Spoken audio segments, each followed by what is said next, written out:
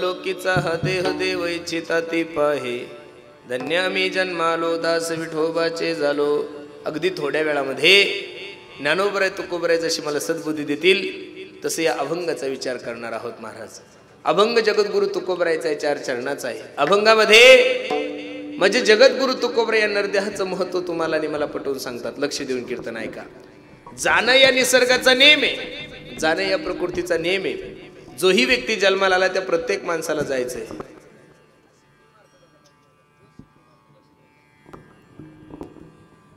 जाणं या निसर्गाचा नेम आहे, जाणं या प्रकृतीचा नेम आहे. जोही व्यक्ती जन्माला आला त्या प्रत्येक माणसाला जायचंय. लक्ष देऊन कीर्तन ऐका. कबीर महाराज सांगतात, आया है सो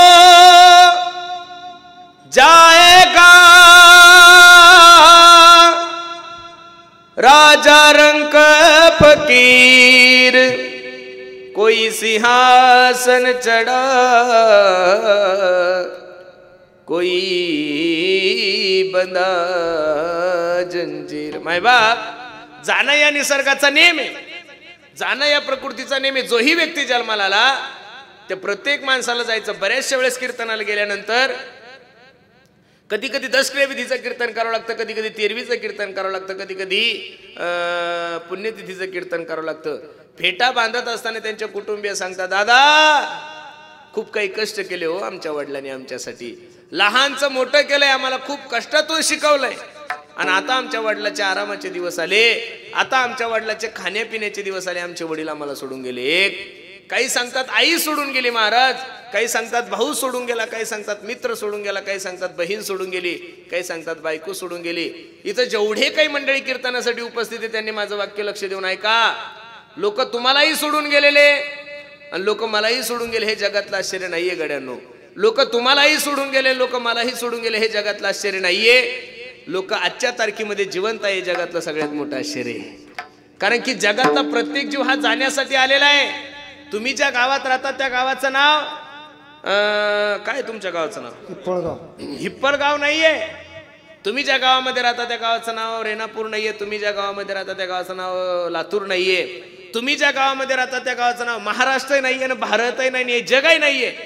तुम्ही आणि मी ज्या गावात राहतो त्या गावाचं नाव मृत्यूलोक आहे महाराज. काय मृत्यूलोक आहे. आणि त्या मृत्यूलोकाचा एक नियम आहे, प्रत्येकाला जायचं. प्रत्येकाच्या जाण्याची तारीख वेगळी आहे, प्रत्येकाच्या जाण्याचं ठिकाण वेगळं आहे, प्रत्येकाच्या जाण्याचं कारण वेगळं आहे. पण मृत्यू लोकामध्ये जोही मनुष्य जन्माला आलाय ना त्या प्रत्येक माणसाला जायचंय. महाराज तुकोबराय तर सांगतात, ज्या भगवंताने ही सृष्टी निर्माण केली, ज्या भगवंताने हे विश्व निर्माण केले, त्या विश्व मालकाच्या बापाला सुद्धा या मृत्यू लोकाची यात्रा संपून जावं लागली. प्रमाण किती गोडे पहा. एथ नाही उरू आले अवतार, एथ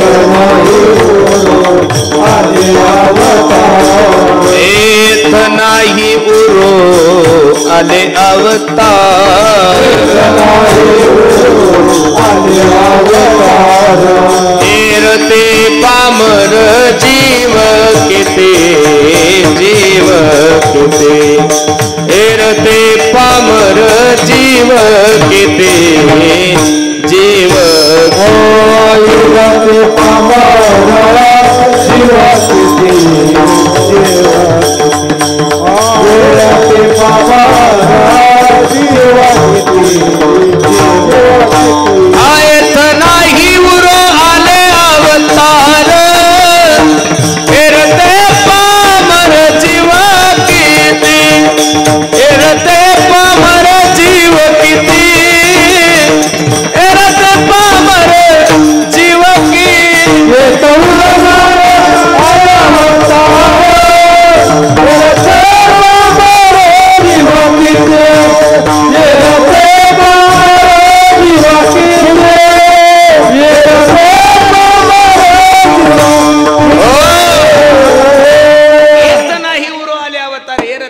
जीव किती. अरे बसणाऱ्या सर्व मंडळींनी कीर्तन लक्ष देऊन ऐका, थोडी शांतता ठेवा. ऐका ना.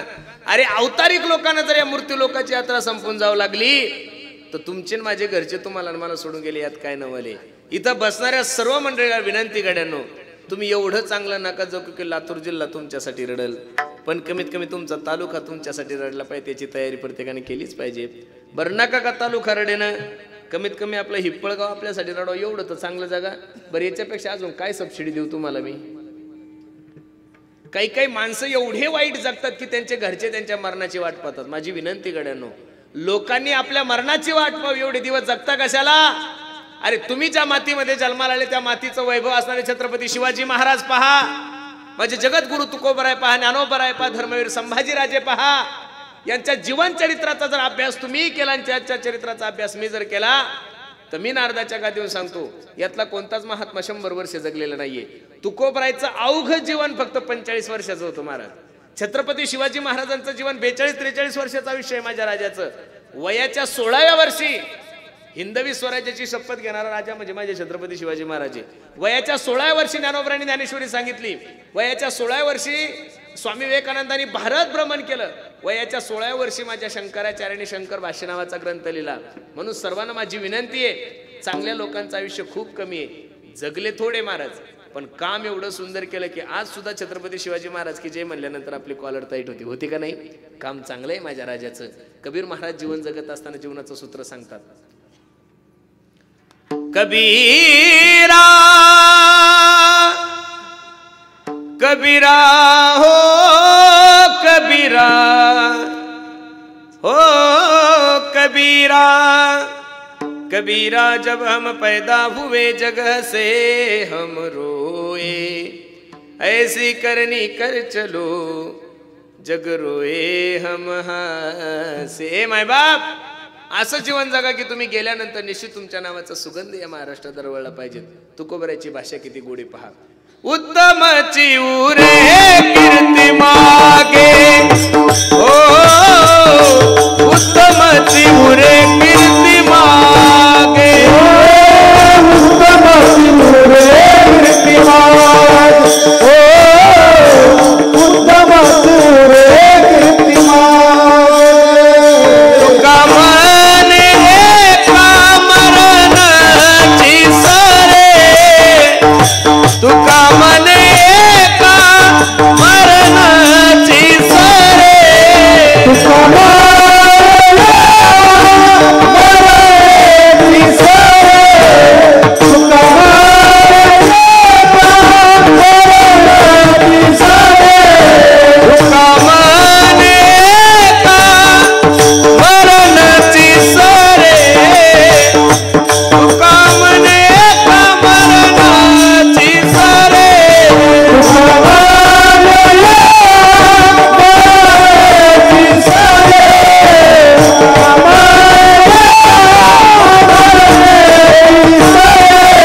उत्तमाची उरे कीर्ती मागे उत्तमाची उरे कीर्ती मागे एरती माईके दुःखाची जनिती एरती माईके दुःखाची जनिती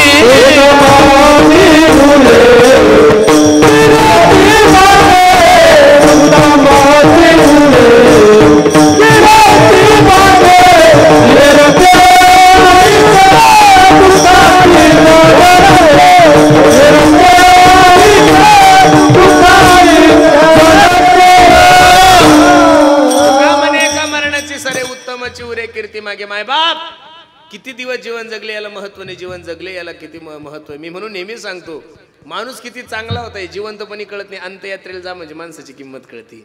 अंत्ययात्रेत गेल्यावर लोक चर्चा करतात, ओ दादा काय गोड माणूस होता, याच्यासारखा चांगला माणूस आमच्या लातूर जिल्ह्यात नव्हता.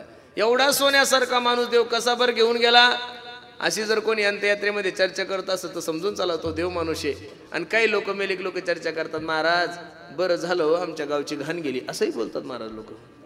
याने एक सुद्धा सप्ताह चांगला होऊ दिला नाही, याने एक सुद्धा ग्रामपंचायत बिनविरोध होऊ दिली नाहीये. मला एवढं कळत नाही लोक काय एवढे आडवे असते. लोकही कळत नाही. देवानं जेवढे काही प्राणी निर्माण केले तेवढे सगळे आडवेचे ना. कुत्रा आडवं, मांजर आडवी, गाय आडवी, बैल आडवा, म्हैस आडवी. फक्त देवाने एक उभं जन्माला घातलाय माणूस. देव तो डोक्याला हात लावून बसला, बाबा हे उभा असून एवढं आडवं चालतं, बाय चान्स आडवं असतं किती आडवं चाललं असतं. माणसासारखा आडवा माणूस आणि माणसासारखा घाणेरडा माणूस या जगामध्ये कुठंच नाही महाराज. माणसं जिथं जा तिथं घाण करणार म्हणजे करणार. माणसं गंगेत न्या घाण करणार, माणसं तीर्थात न्या घाण करणार, माणसं निसर्गाच्या ठिकाणी नेले की तिथं घाण करणार म्हणजे माणसाचा स्वभावच घाणेरडा आहे महाराज. म्हणून सर्वांना माझी विनंती आहे, जीवन थोडं जगा पण काम असं करा काय गोड प्रमाण आहे. गेले दिगंबर ईश्वर विभूती राहिल्या त्या कीर्ती जगा माझी. गेले दिगंबर, थोडा रिपीट सोड रे. गेले दिगंबर ईश्वर विभूती, गेले दिगंबर ईश्वर विभूती राहिल्या त्या कीर्ती जगा माझी, जगा माझी राहिल्या त्या कीर्ती जगा माझी. मायबाप अगदी थोडं जीवन जगा पण तुम्ही गेल्यानंतर तुमच्या नावाचा सुगंध या महाराष्ट्रात दरवळला पाहिजेत. इथं बसणारे जेवढे काही माझे मायबाप बसलेले आहेत, जेवढ्या काही माझ्या आई बहिणी बसलेल्या मायानो, एक जीवन जगण्याचं छोटंसं सूत्र देतो गड्यानो तुम्हाला. त्यानुसार जीवन जगा, निश्चित तुमची उत्तम कीर्ती या जगामध्ये शिल्लक राहील. किसी के काम जो आए उसे इंसान कहते हैं, पराया दर्द जो अपनाए उसे इंसान कहते हैं. ये दुनिया एक उलझन है, कई धोखा कई ठोकर, कोई हंस हंस के जीता है, कोई जीता है रो रो कर. मुश्किल में संभल जाए उसे इंसान कहते हैं. दुसऱ्याचं दुःख आपलं दुःख समजा एक आणि दुसऱ्याचं सुख आपलं सुख समजा दोन. यालाच माणूस म्हणा. म्हणून सर्वांना माझी विनंती आहे, जाणं प्रत्येकाचं ठरलेलं आहे पण जात असताना प्रत्येकाने विनंती करत जा. आमच्या तुकाराम दादांच्या पुण्यतिथीसाठी उपस्थित सगळ्या माझ्या माता मावल्या पुरुष मंडळी, कीर्तनाला बसून नुसतं कीर्तनकारासमोर मान नका हलवत जाऊ. घरी गेल्यानंतर हाही विचार करत जा की मी गेल्यानंतर माझ्याही घरच्यांनी माझी पुण्यतिथी घातली पाहिजे, मी गेल्यानंतर माझ्याही घरच्यांनी माझी दशक्रियाविधी घातली पाहिजेत. लोक जिवंतपणेच आपल्याला सांभाळत नाही, ते मेल्यानंतर पुण्यतिथीचं काय घेऊन बसले. विठाला विठाला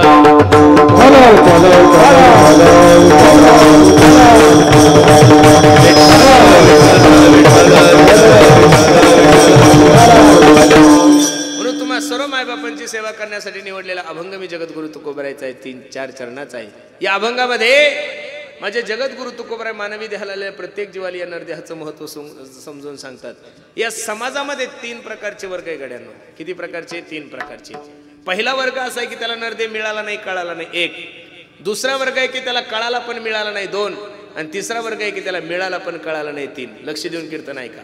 पहिला जो वर्ग आहे त्याला नरदेह मिळाला नाही आणि कळाला नाही, 1. पशु काय पाप पुण्य जाणती, उत्तम मध्यम भोग भोगिती.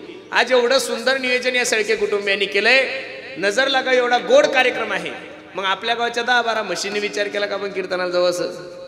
10-12 कुत्र्यांनी विचार केला का चला आपण टाळ घेऊ? नाही नाही नाही नाही नाही. कुत्रे माणसं, कुत्रे बैल गाई यांना हे ज्ञानच नाही. पशु काय पाप पुण्य जाणती, उत्तम मध्यम भोग भोगिती, त्यांच्याशी काही घेणं देणं नाहीये. म्हणून मला एवढं सांगायचं, एखादं चुकून जर कुत्र धर्म मंडपामध्ये आलं तर लोक त्याला काढून देतात. का? माणसं आहे तोपर्यंत कीर्तन ऐकून घ्या, कुत्रे झाल्यावर लोक मंडपात येऊ देत नाही. माणसं आहे तोपर्यंत कीर्तन ऐकून घ्या, कुत्रे झाल्यावर लोक मंडपात येऊ देत नाही, 1. दुसरी गोष्ट, काही ना नरदेह मिळालाय पण कळाला नाही, ते तुम्ही आणि मी. लक्ष देऊन ऐका. आउट हाथ का मानव देह भगवान ने तुझको दिया, खाया पिया सुख से सोया, अरे नाहक जमाना खोया. एवढा 3.5 हाताचा नरदेह जगाच्या मालकाने तुम्हाला आणि मला दिलाय महाराज. पण तुम्हाला याचं माझं महत्वच कळत नाहीये. शिट्टी मारतो रे माईक, थोडा आवाज कमी करणं माझा. एका ठिकाणी तुकोबरायचं प्रमाण किती गोडे पहा. दिले इंद्रिय हात पाय कान, दिले इंद्रिय हात पाय कान, डोळे मुख बोलाय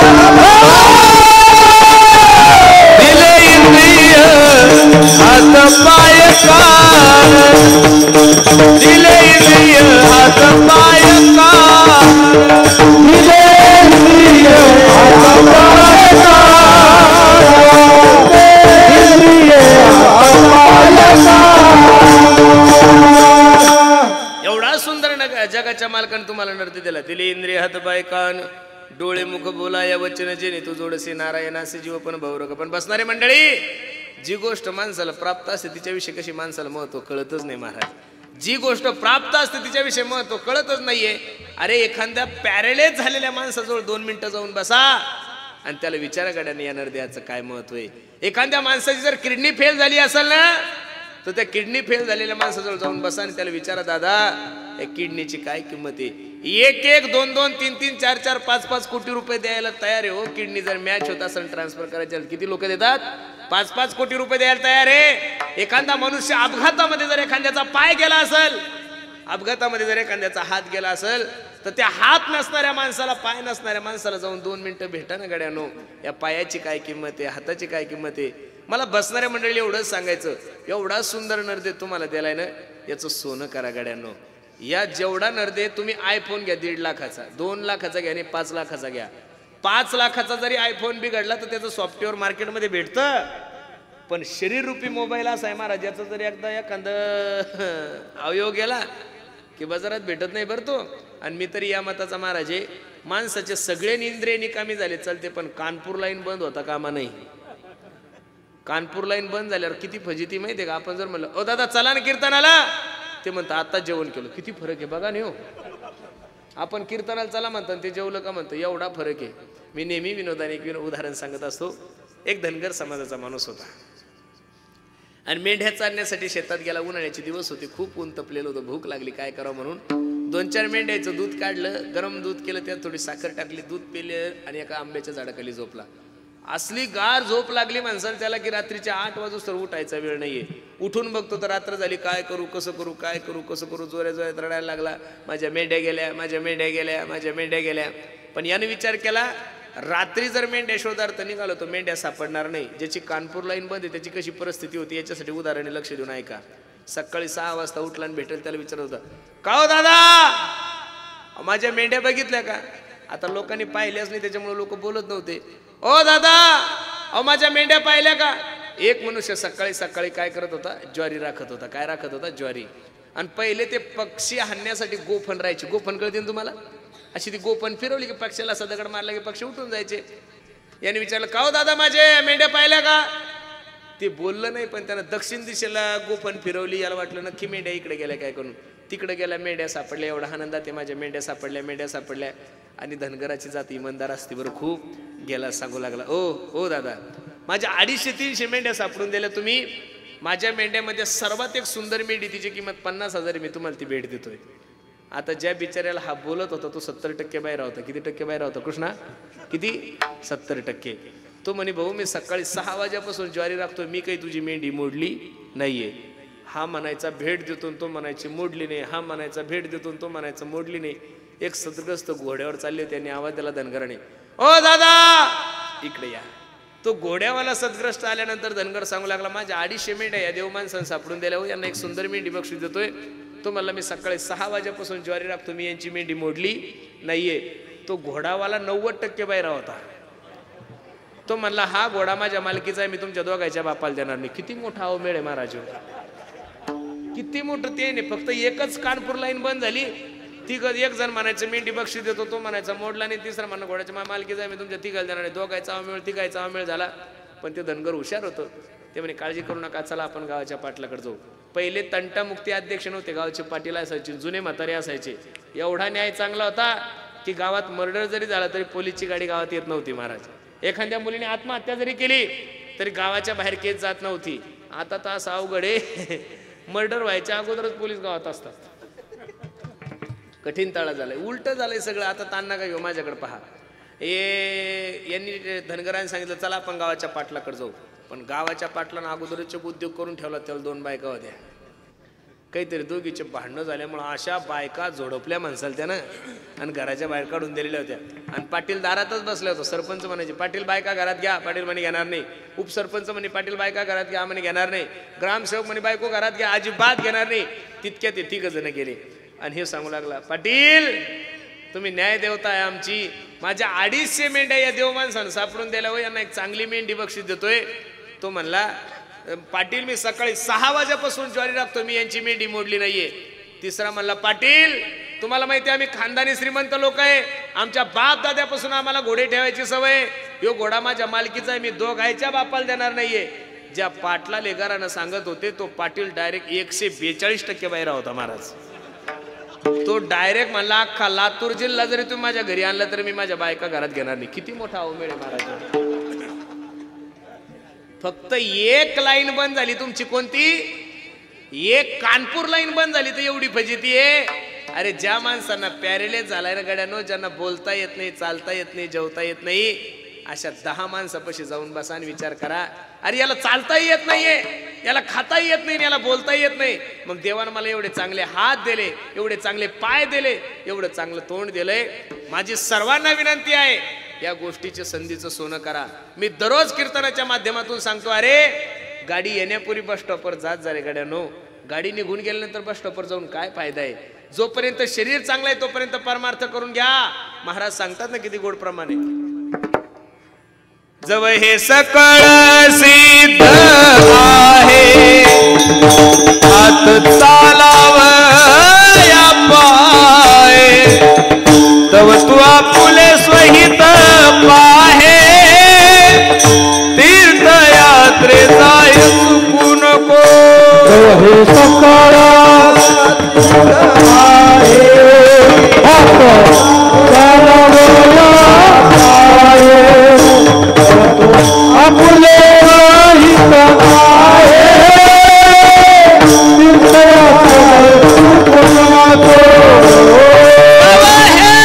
सकळ सिद्ध आहे, हात चालावया पाय, तव तू आपुले स्वहित पाहे, तीर्थयात्रे जाय चुकू नको. जव हे सकळ सिद्ध आहे, जव हे काळ असे दुरी ठेला. जोपर्यंत काळ तुमच्यावर झेप घेत नाहीये, जोपर्यंत हे सकळ सिद्ध आहे तोपर्यंत देवाचं चिंतन करून घ्या. पण जी गोष्ट माणसाला प्राप्त असते तिच्याविषयी माणसाला महत्व कळत नाही. महाराज सांगतात ना, औट हात का मानव देह, भगवान ने तुझको दिया, खाया पिया सुख से सोया, नाहक जमाना खोया. एवढा 3.5 हाताचा नरते जगाच्या मालकाने दिलाय महाराज. मग तो तुम्हाला कळाला नाही, कारण की काहींना नरते मिळाला नाही, कळाला नाही 1, काहींना मिळाला पण कळाला नाही 2, आणि काही लोकांना याचं महत्व कळालंय. स्वर्गातील देवांना याचं महत्व कळालंय, पण त्यांना या नरदेहाला त्यांना प्राप्ती नाहीये.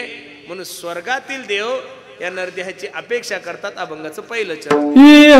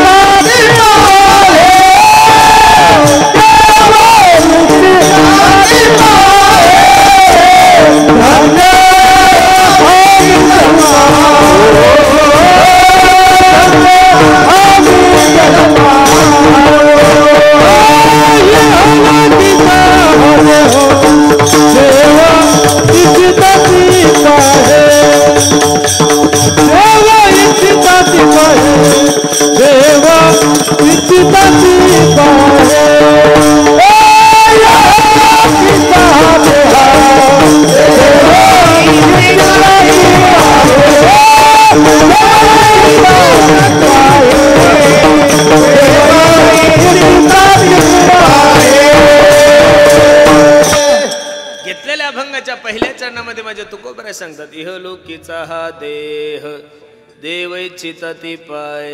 इथं जे येतिक वरती नाहीये महाराज, स्वर्गामध्ये आपल्यापेक्षा चांगले रस्ते, कल्पतरू आहे, कामधेनू सारख्या गायी आहे, अप्सर आहे, सगळं काही आहे. इथल्यापेक्षा चांगले गाणारे, इथल्यापेक्षा चांगले वाजवणारे. पण ते वाजवायचं जर ऐकायचं असेल, गायन ऐकायचं असेल, तुम्हाला थोडं पुण्य खर्च करावं लागतं. काय खर्च करावं लागतं? पुण्य खर्च करावं लागतं. आता इथं तुम्ही काय खर्च केलं हो गायन ऐकण्यासाठी? आयोजकाचा थोडाफार झाला असेल खर्च, तुमचा काय खर्च झाला? फुकट आहे ना. महाराष्ट्रात असं कधी पाहिलं का की तुम्ही ह्या हरिभक्तपरायण टिंब महाराजाचं कीर्तन आहे, 100 रुपये तिकीट आहे का कुठं? अजिबात नाही, सगळं फुकट आहे ना. कीर्तन जर स्वर्गात ऐकायचं असेल, गायन जर गंधर्वाचं ऐकायचं असेल, इंद्रासारख्या वादकांचं जर वादन ऐकायचं असेल तर तिथं पुण्य खर्च करावं लागतं. पुण्य एकदा संपलं की ते तोम भुक्त्वा स्वर्ग लोकविशालम क्षिणे पुण्यमर्त लोकविशंती एवं त्रैधर्म्य मनोप्रपन्नागतागतम काम कामाला बनते. मग तया पुण्याची पावटी सरे सवेची इंद्रपणाची उटी उतरे. हे उलागती माघारे मृत्यू लोका मायबाप. लक्ष द्या ना माझ्या कीर्तनाकडे, थोडं पहा, ऐका. स्वर्गात ज्या गोष्टी नाही त्या इथं आहे. म्हणून तर महाराज सांगतात हेची देही गडे देवाचे भजन आणि कहे ज्ञान नाही कोठे. आणि कहे ज्ञान नाही कोठे हेची देही गडे देवाचे भजन. या जगामध्ये याच योनीमध्ये तुम्हाला देवाचं भजन आहे महाराज. बाकीच्या ठिकाणी कशाचं काय मेळ आहे? म्हणून जी गोष्ट प्राप्त आहे तिच्याविषयी माणसाने महत्त्व जाणून घेतलं पाहिजे. पण तुमचं माझं असं झालेलं आहे, जे प्राप्त आहे तिच्याविषयी महत्त्वच नाहीये. नुसती धावपळ चालू आहे, काही कळत नाही, नुसतं पळणं चालू आहे. राष्ट्रसंत तुकडोजी महाराज सांगतात जीवन गवा दिया जिसे पाना था उसको तो खो दिया. अमृत को छोड़ा पीता शराब तू. हरि भजन को मुख मोड़ दिया. पैसों के खातिर करता मिलावट. नेकी और नीति को भूल गया. क्या किया क्या किया क्या किया रे. जीवन गवा दिया जिसे पाना था उसको तो खो दिया. दादा, ज्याच्यासाठी आलेले अति जर गोष्ट जीवनामध्ये निघून गेले तर माणसाच्या जीवनामध्ये एकच गोष्ट उरते, पश्चाताप पश्चाताप आणि पश्चाताप. म्हणून वेळ आहे तोपर्यंत देवाचं चिंतन करा. क्षण सुद्धा भगवंताच्या चिंतनाविना वाया नका घालू. श्वास श्वास पर कृष्ण भजी वृथा सासना खोय. ना जानीस श्वास की आवन होय न होय. आणि एकदा का नरदे गेला ना की महाराज सांगतात पुनरपि मरणम पुनरपि जननम पुनरपि जननी जठरे शयनम. किती वेळा जन्म यावे नित्य भावे फजिती. एक एक योनी कोटी कोटी फेरा मग लागे वारा. मनुष्य द्याचा आंधळ्याच्या हातात कावळा सापडावा तसं नरदे सापडलेला आहे. पावला हा देह कागटाली न्याय न घडो उपाय घडो आले बसणारे मंडळी. एका राजाने दौंडी दिली गावात. ऐका हो ऐका, जो कोणी कावळा पकडून आणल त्याला 5,000 रुपये बक्षीस दिल्या जाईल. आता कावळा काही पकडायची गोष्ट आहे का महाराज? कावळा वेगळा आणि डोम कावळा वेगळा. कावळ्यात आणि डोम कावळ्यात फरक आहे बरं. कावळा म्हणजे जो आपण 10 क्रिया दिला पिंडाला तो स्पर्श करतो त्याला कावळा म्हणतात. आणि डोम कावळे म्हणजे माणसं. सप्त्यात आले तरी सप्त्याचा नाश. ग्रामपंचायत मध्ये गेले ग्रामपंचायतचा नाश. दिंडीचा नाश. एखाद्याच्या घरात गेले घराचा नाश. डोम कावळे काय एवढं विचित्र वागत असेल काही सांगता येत नाही. आता लोक विचार करू लागले कावळा काही पकडायची गोष्ट आहे का महाराज? अजिबात नाहीये. सगळे लोक थांबून गेले. एक आंधळा गंगेवर स्नानासाठी गेला. स्नान झालं आणि भगवंताला पाणी गंगे मातेला पाणी समर्पित करत असताना हात वर केले आणि आंधळ्याचं नशीब एवढं की त्याच्या हातात कावळा सापडला. नाचायला लागलं ते आंधळ. डोळ्यावाल्याला कावळा सापडला आणि आंधळ्याला सापडलं म्हणजे महाराज एवढ्या मोठ्या लाटेमध्ये एखाद्या विरोधी पक्षाचं सीट निवडून येण्यासारखं झालं ते. बरोबर आहे का नाही? कठीण ताळा झालाय. आणि मग काय नाचायला लागला महाराज. अजी सोनियाचा दिनो नाचायला लागला तो. उजळले भाग्य आता अवघी चिंता वारली. आंधळ थोडं स्वार्थी होतं. काय होतं? स्वार्थी होतं. आंधळ्याने विचार केले, सकाळचे 8:30 वाजले, एक कावळा सापडला, 5 वाजे लोक जर 2-4 कावळे सापडले, कसे 15-20 हजार रुपयाचा धंदा होईल. मग आंधळ्यानं काय केलं, माझ्याकडे पहा, म्हणजे तुमच्या दृष्टांत लक्षात येईल. आंधळ्यानं तो कावळा घेतला आणि बगलात ठेवला. कुठं ठेवला? बगलात ठेवला. आणि दुसरा कावळा पकडण्यासाठी आंधळ्यानं हात वर केले. काय केले? हात वर केले. आता पहिला होता तो निघून गेला ना, आता किती दिवस थांबला म्हणजे कावळा सापडेल का हो? अरे तसं पावला हा देह. अरे या जगामध्ये अशी कोणती एजन्सी नाहीये. मोबाईलची एजन्सी आहे, साऊंडची एजन्सी आहे, गाडीची एजन्सी आहे, कपड्याची एजन्सी आहे, नॉनव्हेजची सुद्धा एजन्सी आहे, व्हेजिटेरियन खाण्याची एजन्सी आहे, कांद्याची एजन्सी आहे. मला इथं बसणाऱ्या सगळ्या मंडळीने सांगा, आमच्या कृष्णा भैयांना आणि पुरुषोत्तम दादाला विचारायचं, पुण्यामध्ये सगळ्या एजन्सी आहे, माणसं तयार करायची एजन्सी आहे का? नाही. माणसं तयार होण्याची एजन्सी आतापर्यंत देवाच्या बापाला नाही, कोणालाच जमला नाही महाराज. ते माणूस एकदाचे. म्हणून सर्वांना माझी विनंती आहे, हे बघा माझे गुरुजी मला एक त्रिकुटी सांगतात, पहिलं तर माणसाला नरदेह मिळतच नाही. पहिलं माणसाला नरदेह मिळत नाही. मिळाला तर तो टिकत नाही आणि गेला तर परत मिळत नाहीये. मग आपल्याला मिळालाय, आपण या संधीचं काय केलं पाहिजे? सोनं केलं पाहिजे. पावला हा देह का गटाने न्याय, न घडू पाय घडू आले. सगळ्या गोष्टी परत परत मिळतात हो. अहो गेलेली संपत्ती प्रयत्न करा, परत मिळेल. गेलेली सत्ता परत मिळेल. गेलेला पैसा परत मिळवता येईल. गेलेली जमीन परत घेता येईल. पण सर्व मंडळींनी माझं एक वाक्य लिहून ठेवा, life is not once more. Life is not once more. मला तर देवाचे खूप उपकार मानायचे महाराज, आणि देवापेक्षा यमाचे खूप मोठे उपकार मानायचे. का? जसं तुम्ही अभिष्ट चिंतन सोहळा साजरा करता, तसं मला यमाचा सुद्धा एक गुणगौरव सोहळा साजरा करायचा. का? जगातले सगळे लोक मॅनेज झाले, पण अजून यम कोणाच्या बापाकडून मॅनेज झाला? आणि यम ज्या दिवशी मॅनेज होईल ना, बसणारे मंडळी, ज्या दिवशी यम मॅनेज होईल त्या दिवशी मोठे मोठे बोके मारणारच नाही, आपल्यासारखे गरीबच मरतील महाराज. यम आला की हे म्हणतील, हे चेक घेऊन 5 वर्ष येऊ नको, आताच निवडून आलो, आता परत 5 वर्ष तोंड पाहायचं. आपल्यासारखे गरीबच मेले असते. पण यमाचा विषय असा आहे, काळाची एवढी पडेल बाजेवा, काळाची एवढी पडेल बाजेवा,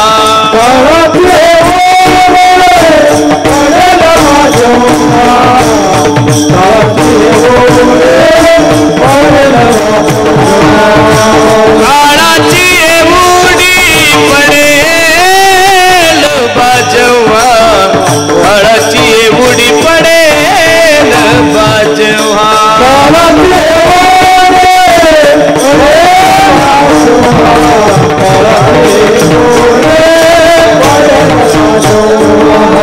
सोडवे ना देवा माय बाप, सोडवे ना देवा माय बाप,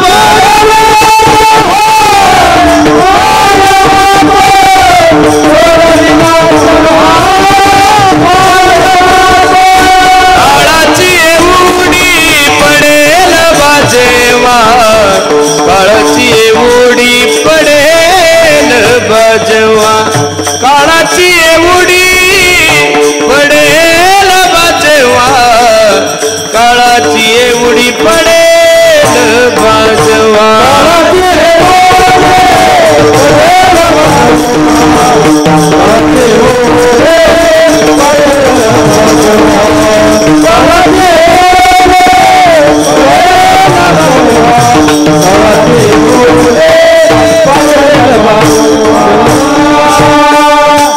काळाची एवढी पडेल बाजेवा, सोडविना तेव्हा मायबाप, सोडविना बंधू पाठीची बहीण, सेजेची कामिनी दूर आहे. तुम्ही किती जरी मोठे शावकार असले ना, तिथं एकदा जर तुम्हाला मिस कॉल आला की जावंच लागतो महाराज. तिथं काही म्हणता येत नाही. आता जर समजा यमाचा मला कॉल आला, पुरुषोत्तम बुवा 10 वाजले, मी बरोबर 10 वाजून 15 मिनिटांनी तुम्हाला न्यायला येणार आहे. मी जर यमाला म्हणलो अजून नारळ घ्यायचं राहिलंय, अजून पाकिट घ्यायचं राहिलं, तुम्ही असं का करता यमराव? ते म्हणतील महाराज हे सगळं वरती घे, आता उलक. तिथं कोणाचंच चालत नाही. ए मन मुसाफिर तुझे जाना पडेगा, काया कुटी खाली करना पड़ेगा, उड़ जाएगा एक दिन पंछी रहेगा पिंजरा खाली, पिंजरा खाली हो, पिंजरा खाली. म्हणून इथं बसणाऱ्या सर्व मायबापाला माझी विनंती आहे, हे बघा, पिंजरा खाली होण्याच्या अगोदर माणसानं सावध झालं पाहिजे. काय झालं पाहिजे?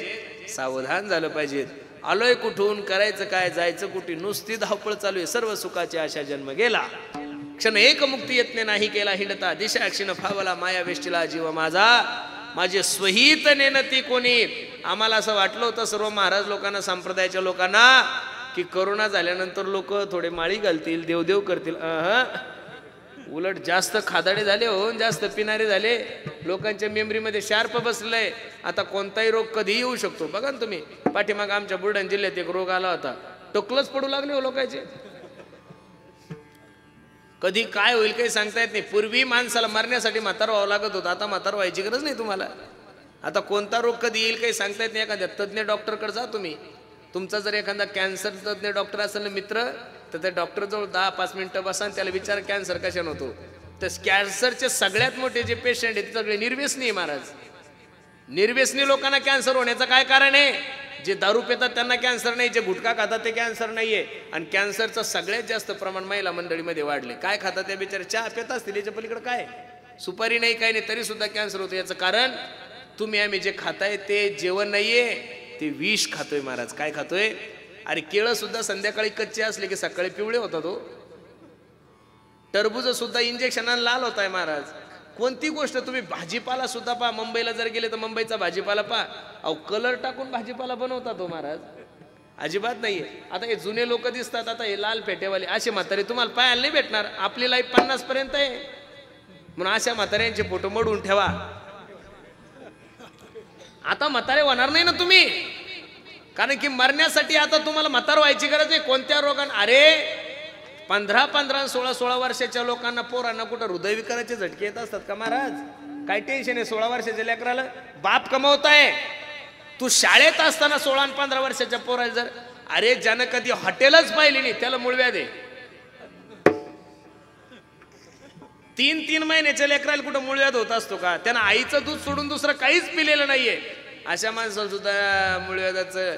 म्हणून सर्व शेतकऱ्यांना माझी विनंती आहे, 5 एकर जमीन असेल, 10 एकर जमीन असेल, अरे किती दिवस धंद्यासाठी शेती करता, त्यातले अर्धा एकर स्वतःच्या शरीरासाठी सुद्धा करा गड्यांनो. असा गहू पेरा, असा हरभरा पेरा की तिथं फवारण्या करू नका, सेंद्रिय खतानं थोडंफार करून पहा, गाईचं शेण वापरून पहा. पण काय झालंय, लोकांना काही कळत नाहीये. लोक एवढे डेव्हलप होत होत होत होत चालले, पण माणसाची आयुष्य मर्यादा दिवसादिवस कमी होत चालली. आमच्या आश्रमावर आम्ही मेथीची भाजी लावली होती. काय लावली होती? मेथीची भाजी. मग आता माझ्या शेजारच्यानं सोबतच लावली. आम्ही 2 वाफे तयार केले. मी गाईचं शेण वगैरे आणलं आणि मेथीची भाजी लावली. आता त्यानंही लावली आणि मी लावली, पण त्याची 15 दिवसात हे मोठीच्या मोठी झाली आणि आपली एवढीच आहे. त्यानं 2दा विकली. त्याला म्हणलं का बे आमची मेथी कस काय एवढी छोटी? पाणी सेम आहे, वाफ सेम आहे. तो मला हळूच म्हणला, म्हणे महाराज तुम्ही काय करा, दुकानात जाऊन एखादी क्वार्टर घेऊन या. म्हणे क्वार्टर कळते तुम्हाला? एवढे काही अज्ञानी नाही तुम्ही, काही पाकिस्तानचे थोडे काही. क्वार्टर म्हणजे मराठवाड्यातले म्हणलं देशी कळत आलं तुम्हाला. हा, तुम्ही थोडी देशीची बॉटल घेऊन या, थोडं थोडं तीर्थ टाका म्हणे त्या मेथीवर. बघा कशी मेथी 15 दिवसात गबीच्या गबी होती. मी त्या दिवशी विचार केला, म्हणलं आपण तशी जरी नाही पिली,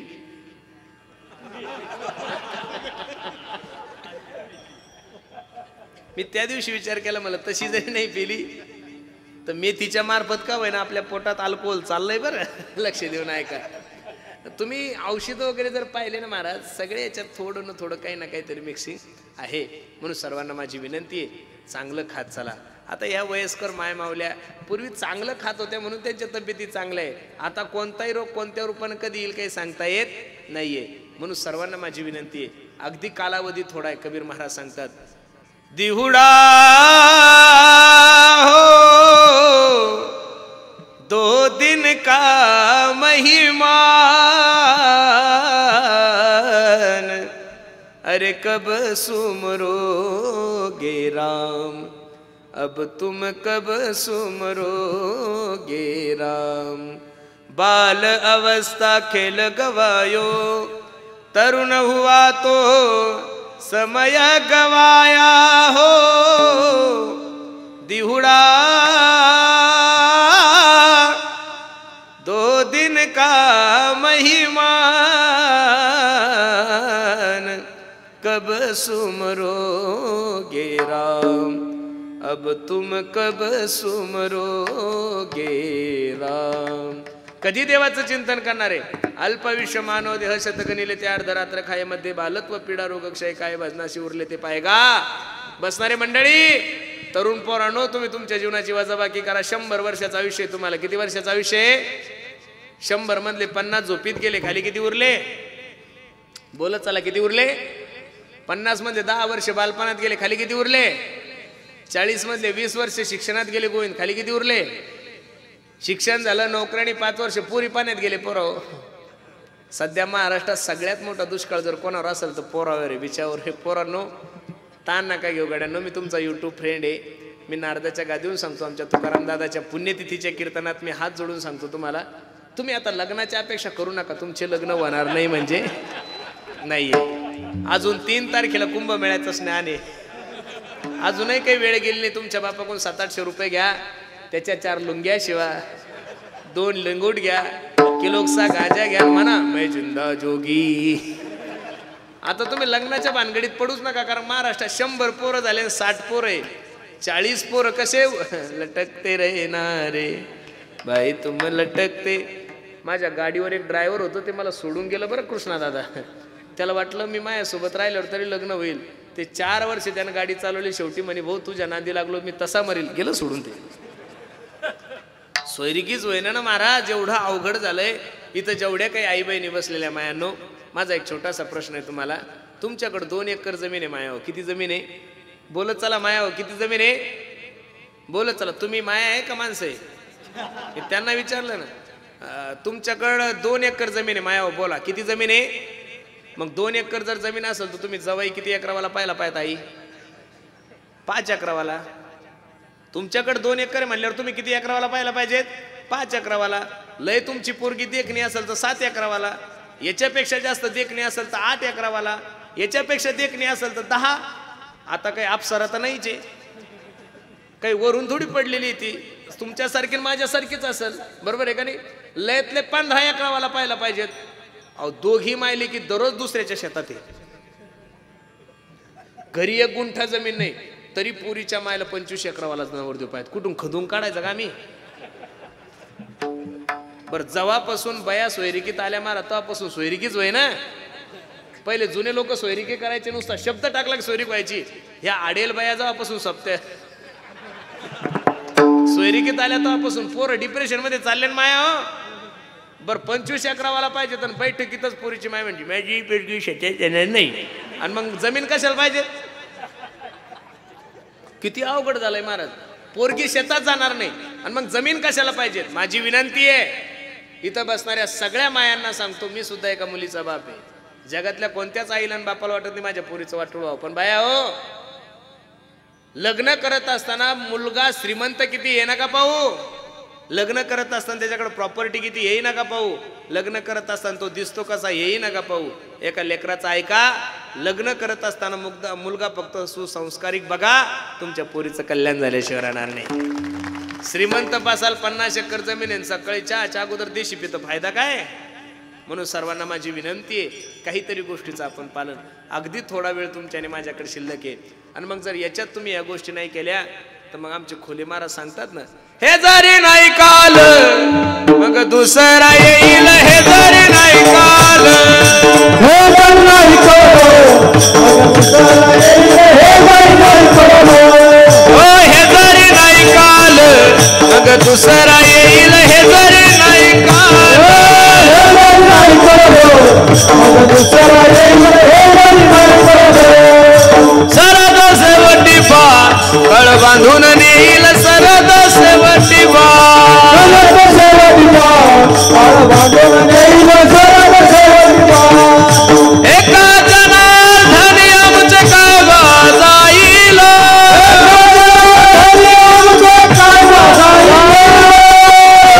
जनार्दनी आमचे काय जाईल,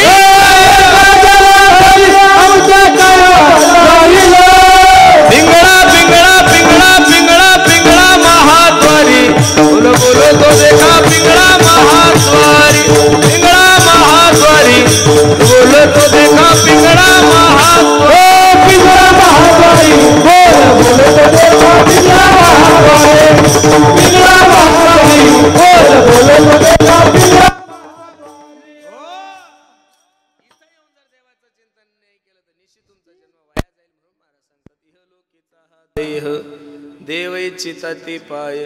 तुकोबराय सांगतात एवढा अनमोल किमतीचा नरदे आम्हाला प्राप्त झालाय. धन्य आम्ही जन्मालो, पण काय केलंय आम्ही इथं येऊन? दास विठोबाचे झालो. दास संसाराचा नकाऊ. दास होत असताना एक तर साधूचा दास व्हा, नाही तर दास होत असताना एक तर देवाचं व्हा. तुकोबराय तर किती गोड सांगतात महाराज. तुमची ये दासीचा दास करून ठेवा, तुमची ये दासीचा दास करून ठेवा, दासीचा दास करून ठेवा, दासीचा दास करून ठेवा, तुमची ये दासीचा दास करून ठेवा, तुमची ये दासीचा दास करून ठेवा, दासीचा दास करून ठेवा, दासीचा दास करून ठेवा. आशीर्वाद द्यावा हाची मज, आशीर्वाद द्यावा हाची मज. नवविधा काय बोलिले जे भक्ती, नवविधा काय बोलिले जे भक्ती. आशीर्वाद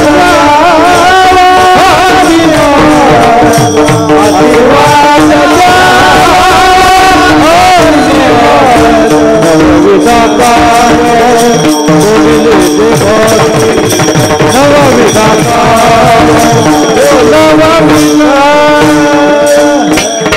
तुमची ये दासीचा दास करून ठेवा, आशीर्वाद द्यावा हाची मज.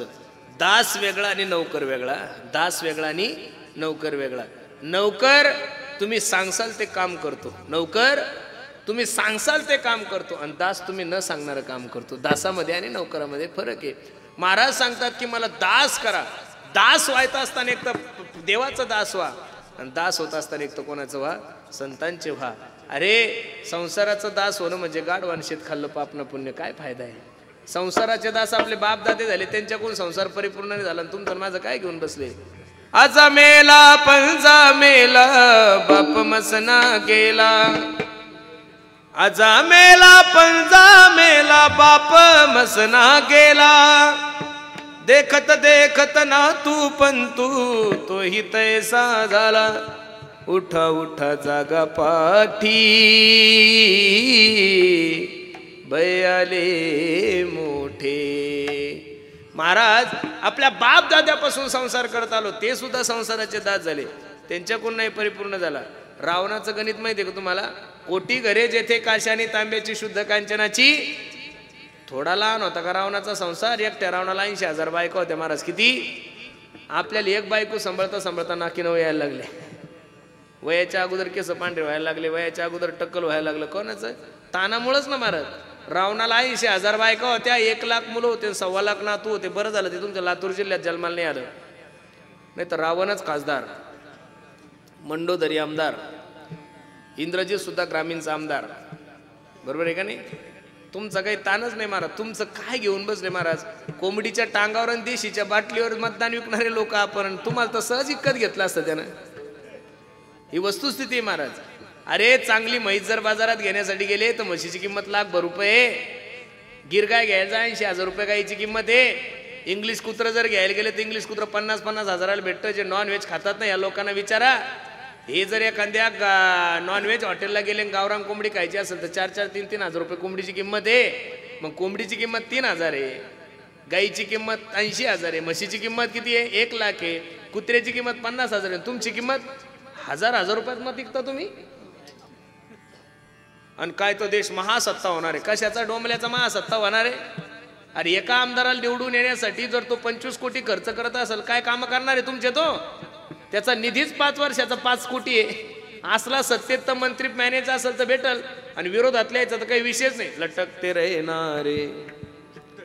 जोपर्यंत या देशाचा नागरिक पैसे घेऊन मतदान करतोय तोपर्यंत या देशातल्या कोणत्याच माणसाने महासत्ता होण्याचे स्वप्न पाहिजे नाही महाराज. किती अवघड झालंय.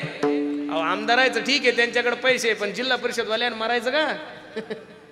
जिल्हा परिषद आता जर आमदार 2000 वाटतो तर जिल्हा परिषदवाल्याला 3-3 तर वाटाच लागेल का नाही? मग जिल्हा परिषदवाले 3 आणि सरपंच तर मेलाच महाराज, फाशीच घे नाही त्याला. मग ग्रामपंचायतवर 5000 रुपये घ्यावं लागेल ना मतदान. बरं सांगा, आतापर्यंत महाराष्ट्रात कोणता सरपंच आहे त्या सरपंच झाला त्यानं 500 एकर जमीन घेतली? एखादा सरपंच दाखवा ना. हा, सरपंच होऊन 10 एकर इकली असे नावासही सरपंच सांगतो तुम्हाला. सगळ्यात घाणेरडी निवडणूक सरपंचाची. खायला काही भेटत नाही, भांडणं लोक केल्याशिवाय राहत नाही. काय भेटतो महाराज? खाल्लं त्या एखादं घरकुल आणि नाही भेटलं त्या एखादी 13-14 हजाराची गोरगरिबाची संडास सोडून दुसरं काय येतो महाराज? असतंच काय त्या ग्रामपंचायत मध्ये? ही वस्तुस्थिती ना. याच्या पलीकडे काही खायला भेटत नाही. ग्रामपंचायत मध्ये सरपंचाने किती चांगलं काम करा, लोक त्याचं नाव घेणार नाही म्हणजे नाही. हा जगाचा नियम आहे. माझी आई सरपंच होती महाराज, खोटं नाही बोलत तुम्हाला. 1,500 सरपंच झाली होती. किती? 1,500. काही नाही, जो माणूस दाखला न्यायला येईल त्याला चहा बिया सगळं. तिनं 3 वर्ष सरपंच होती. 3 वर्षात तिने एकच भ्रष्टाचार केला होता. एकदा फक्त 1,500 रुपये ग्रामसेवकाकडून घेतले. ती बी कसे?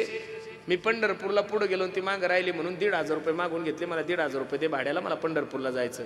मी तिला म्हणलं एक तर तू बी खात नाही, लोकाय नाही खाऊ देत नाही. तिचा राजीनामा मीच घेतला आणि तिची सही मी करून तो राजीनामा देऊन टाकला. म्हणलं तुम्ही सरपंच व्हा. चांगल्या लोकांचं काम नाही महाराज ते. म्हणून लक्ष देऊन कीर्तन ऐका. जीवनात संसाराविषयी किती जरी प्रयत्न केले तर संसाराचा दास होऊन फायदा नाहीये. कारण की संसार दुःख मुळे चहूकडे विश्रांती नाही, कोठे रात्रंदिवस तळमळ. म्हणून दास होत असताना एक तर साधूचं व्हा, दास होत असताना एक तर देवाचं व्हा. आणि साधूचं दास जर झाले तर निश्चित तुमचे संसार रूपी नौका माझा भगवान परमात्मा पैल तिरा नेल्याशिवाय राहणार नाही. विठोबार कुमाई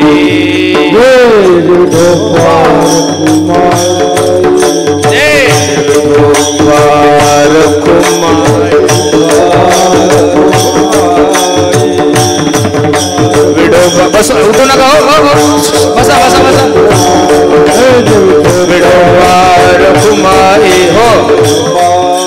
सर्वांनी हात वर करा बरं एकदा. हा, बाहेरचे सुद्धा अपक्ष उमेदवार सगळे करा. तुम्ही का जवाई थोडे करा. सर्वांनी हात वर केले. 2 मिनिटं सर्वांनी माझ्या पाठीमागे एक टाळी एक बोल. वा वा वा. कॅमेरावाले हे बरं एकदा यांच्या हात बघ कसं सुंदर वातावरण आहे. वा वा वा वा. श्रीराम जय राम जय जय राम. श्रीराम जय राम जय जय राम.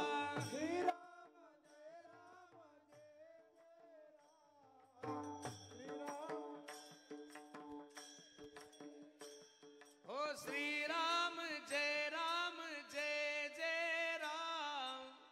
श्रीराम जय राम जय जय राम.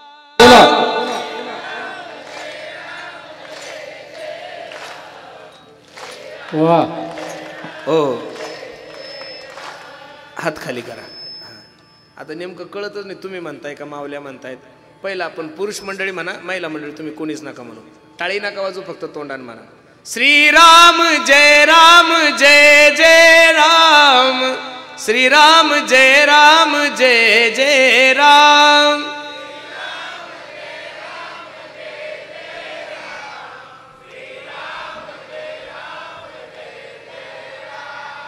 माया हो, तुम्ही सगळ्या लाडक्या बहिणी आहात. तुमच्यामुळेच तर सरकार निवडून आलंय बाबा. सरकार बी सगळ्या योजना बयायलाच देतोय हो महाराज. लाडकी बहीण योजना. अरे एखादा लाडका कीर्तनकार सुद्धा योजना राबवली पाहिजेत महाराज. एखादा लाडका पाखवाजा, लाडका गायक. हा, सर्व टाळी नका वाजू माया. तुम्ही एवढ्या तालात टाळी वाजवता की माझा ताल जाण्याची दाट शक्यता आहे. तुम्ही फक्त तोंडाने म्हणा. श्रीराम जय राम जय जय राम. श्रीराम जय राम जय जय राम.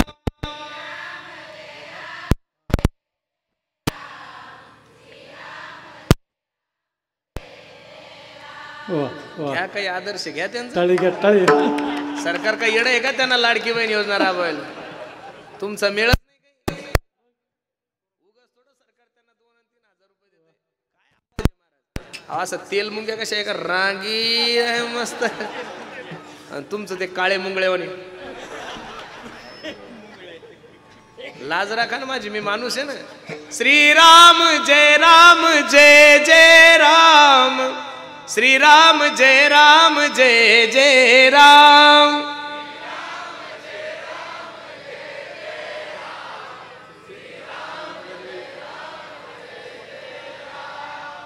श्रीराम जय जय राम, श्रीराम जय जय राम.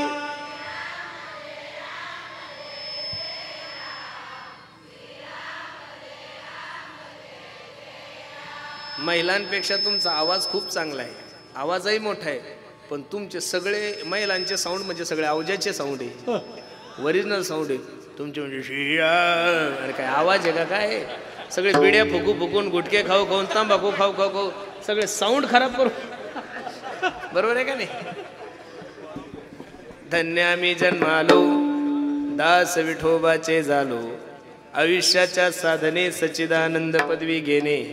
आयुष्याच्या साधने सच्चिदानंद पदवी, जीवनामध्ये दुसऱ्या पदव्या घेण्यापेक्षा सच्चित आनंद हे भगवंताचं स्वरूप आहे, ती पदवी जीवनामध्ये प्राप्त करा.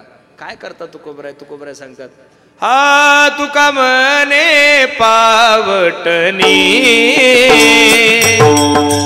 तुका मने पावटणी,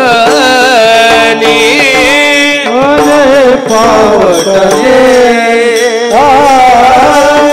तुका मने पावटणी, पावटणी तुका मने पावटणी, तुका मने पावटणी, मने पावटणी,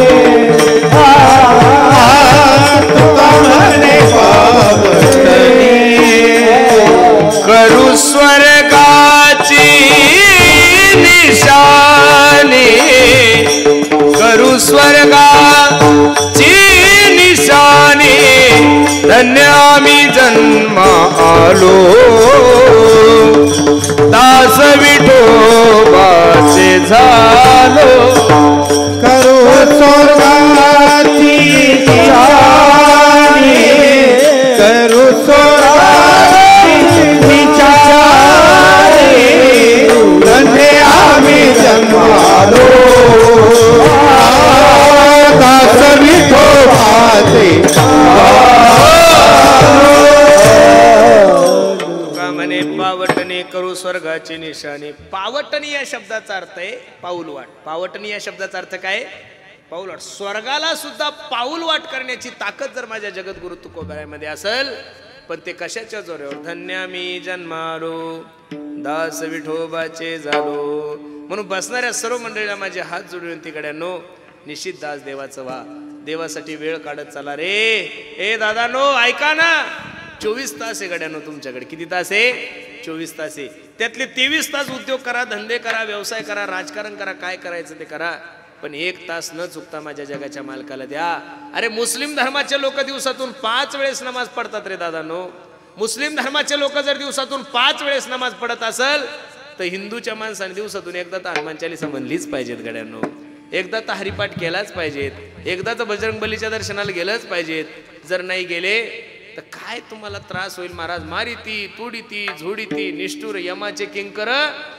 तुमच्या आईला तुमची दया येईल, बायकोला दया येईल, भावाला दया येईल, महाराजाला दया येईल, पण नाही त्या यमासी करुणा. तिथं अजिबात नो एंट्री महाराज. तिथं एकदा सापडला ना माणूस की त्याचा कार्यक्रम लागणार म्हणजे लागणार. म्हणून सर्वांना माझे हात जोडून विनंती आहे, प्रत्येकाने देवाचं चिंतन करा. वेळ नका जीवनामध्ये वाया घालू. वेळ जर जीवनामध्ये गेला तर परत तो वेळ मिळत नाही. मला खूप आनंद वाटतोय महाराज. 5वं पुण्यस्मरण आहे आमच्या तुकाराम दादांचं. तुकाराम दादा कृष्णा शेळके यांचं 5वं पुण्यस्मरण असून सुद्धा किती बहुसंख्येने लोक तुम्ही उपस्थित आहात. मला खूप आनंद वाटतोय. आमच्या पुरुषोत्तम दादांना, आमच्या कृष्णा भैयांना द्यावे तेवढे धन्यवाद. खूप त्यांची तळमळ होती की महाराजांची तारीख भेटावी. आज मोठ्या लांबचा प्रवास करून का होईना तुमच्या दर्शनाचा योग माझ्या जीवनामध्ये प्राप्त झालाय. जाता जाता फक्त सर्वांना एवढीच विनंती करायची आहे, निश्चित तुमचा हा कार्यक्रम पाहून पुरुषोत्तम दादा, कृष्णा भैया, तुमचं हे कार्यक्रमाचं नियोजन पाहून इथं बसणारा एखादा तरी मनुष्य असा असेल की तो आपल्या बापाला व्यवस्थित बोलत नसेल. इथं एखादा तरी असेल नालायक की तो आपल्या मायला व्यवस्थित बोलत नसेल. मी नारदाच्या गादीवर सांगतो, एवढं सुंदर कार्यक्रम पाहिल्यानंतर त्याच्या मनाला सुद्धा लाज वाटत असेल. अरे कृष्णा भैयाचे, पुरुषोत्तम भैयाचे वडील जाऊन 5 वर्ष झाले, तरी ते आपल्या वडिलाचा एवढा मोठा उत्सव साजरा करतात आणि माझा बाप जिवंत असून मी त्याला धड बोलत सुद्धा नाहीये. निश्चित उद्यापासून तो त्याच्या बापाला चांगलं बोलायला सुरुवात करेल. ही तुमच्या कार्यक्रमाची ताकद आहे महाराज. बाप तुमच्या घराचा आणि माझ्या घराचा आधार वड आहे. ज्या दिवशी बाप जाईल त्या दिवशी मनुष्य पोरका होतो महाराज. अरे या महाराष्ट्राचे हिंदवी स्वराज्याचे संस्थापक माझे छत्रपती शिवाजी महाराज या महाराष्ट्राचे राजे झाले रे. 32 मन सोन्याच्या सिंहासनावर माझा राजा विराजमान आहे. सोन्याचं मुकुट माझ्या राजाच्या डोक्यामध्ये असताना राजा रडायला लागला. माझ्या जिजाबाई साहेबांनी प्रश्न केला, राजे काय झालं रडायला तुम्हाला? तुम्ही या महाराष्ट्राचे राजे आहात, सर्व किल्ले तुमच्या ताब्यात आहे, 32 मन सोन्याच्या सिंहासनावर तुम्ही विराजमान आहात, मग राजे रडता का?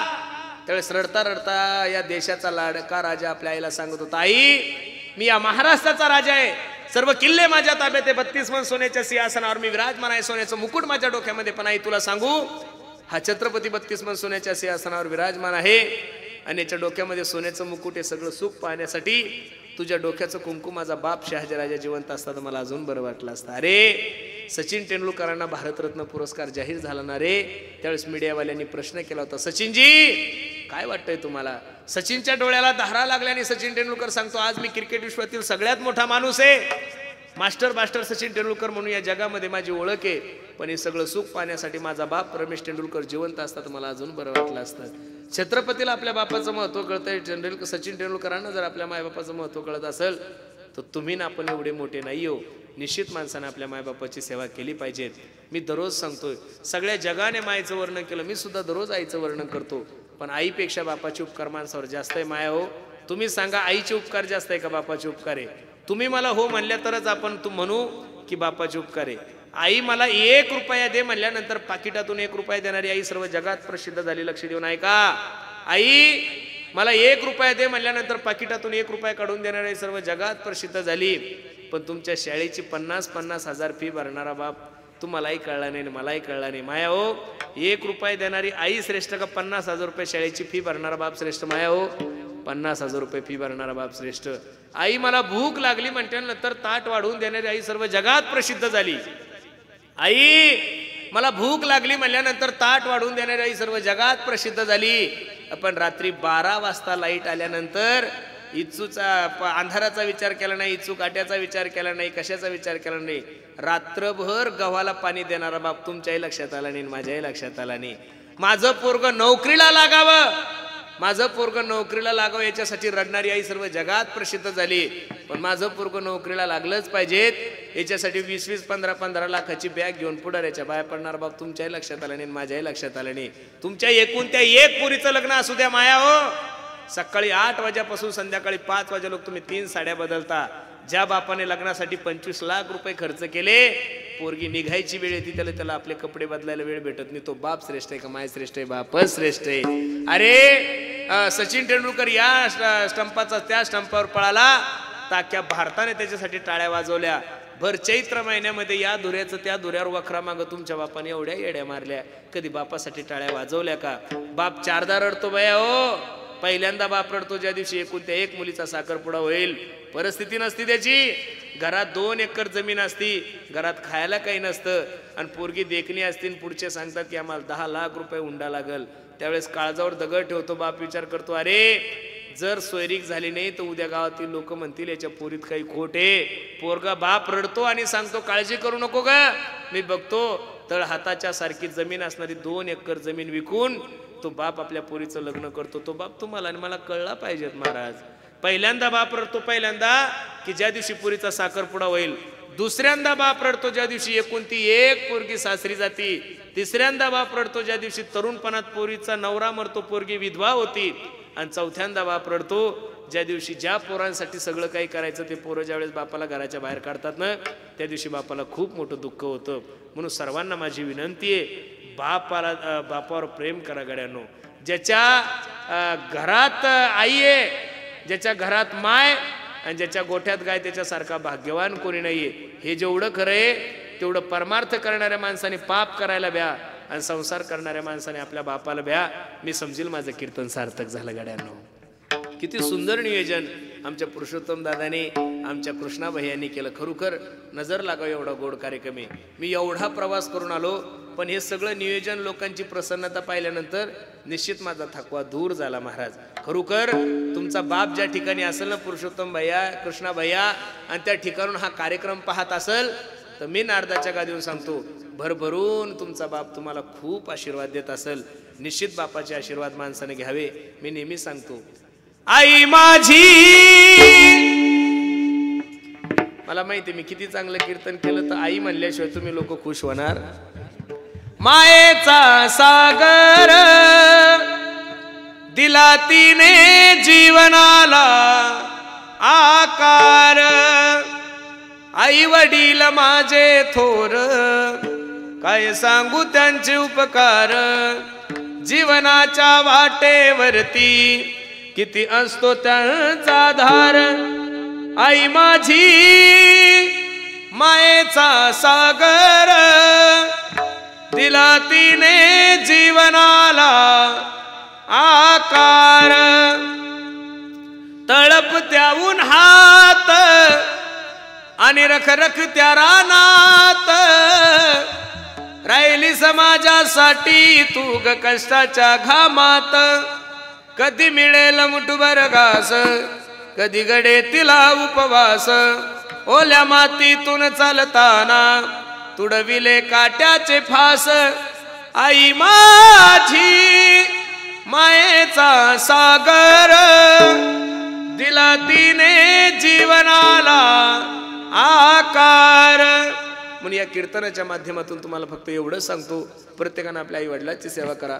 बरंचसा तरुण वर्ग कीर्तनासाठी उपस्थित तरुण पोरांना माझी विनंती, पोरांनो जीवनामध्ये व्यसन नका करू. दारू गांजा मत पियारो अक्कल गुंग हो जाती है, अपने पलों का दाम खर्च के मुंह में मिट्टी आती है. व्यसन नका करू, कष्ट करा. अगदी छोट्या कुटुंबामध्ये जन्माला आली ही व्यक्ती, पण पुण्यासारख्या ठिकाणी जाऊन, शेळके या आडनावानं एवढं प्रसिद्ध पुण्यासारख्या ठिकाणी जाऊन आपल्या उद्योग व्यवसायामध्ये अख्ख्या पुणे जिल्ह्याला वेढा मारला ह्या दोघा भावांनी. म्हणून द्यावे तेवढे धन्यवाद. प्रत्येकाने निश्चित व्यवसाय करा, धंदा करा, चांगलं करा. पण एवढं असून सुद्धा हा कार्यक्रम त्यांना पुण्यातही ठेवता आला असता, नसता ठेवला का महाराज? हा कार्यक्रम त्यांनी लातूरमध्येही ठेवला असता. ते पुण्याला जरी गेले, औद्योगिक क्षेत्रामध्ये खूप त्यांचं नाव लौकिक खूप मोठं जरी असलं तरी पण त्यांनी अजून त्यांची माती सोडली नाहीये. म्हणून दोघा भावांना द्यावे तेवढे धन्यवाद. कार्यक्रमासाठी उपस्थित सर्वच आमचे वारकरी संप्रदायाचे दिग्गज. कधी कधी एक पाक ख्वाजा भेटत नाही, आज पाक ख्वाजी वेटिंगवर आहे. कधी कधी एक गायक भेटत नाही, माझ्यासोबत दोघं जण आहे, अजून दोघं तिघ जण अजून काढले. गायक कधी कधी भेटत नाही, इथं गायक सुद्धा वेटिंगवर आहे. म्हणजे कुंभमेळाचे समजायचा आजचा ह्यो, बरोबर आहे का नाही? म्हणून पुन्हा एकदा सर्वांच्या चरणी मी माझा माता ठेवतो. झालेली सेवा भगवंताच्या चरणी अर्पण करतो. ज्यांच्या पुण्यतिथीनिमित्त आपण सर्व मंडळी उपस्थित आहोत, वैकुंठवासी आमचे तुकाराम भाऊ कृष्णा शेळके यांच्या 5व्या पुण्यस्मरणानिमित्त हा भव्य दिव्य स्वरूपाचा कार्यक्रम त्यांच्याच चरणी सेवा समर्पित करून वाणीला पूर्ण विराम देऊ. ज्ञानेश्वर